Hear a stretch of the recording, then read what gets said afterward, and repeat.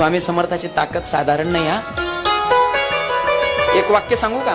माणसाला स्वतःच्या जीवनामध्ये जर काहीतरी सामर्थ्य बनवायचं असेल किंवा स्वतःला सामर्थ्यवान बनवायचं असेल तर त्याच्यासाठी समर्थाची भक्ती केली पाहिजे. म्हणून काही दुसरं करायची गरज नाही, फक्त श्री स्वामी समर्थ. बघा ना, तुम्ही तुमच्या जीवनातलं जर संकट तुम्हाला दूर करायचं असेल, बरेच माणसं जीवनामध्ये त्रस्त असतात, काहींना नोकरीमध्ये अडचणी येतात, जीवनामध्ये अडचणी येतात, धनलाभ होत नाही, संसारामध्ये सारखं काही ना काही गारणं चालू असतं. एक वाक्य सांगू का महाराज?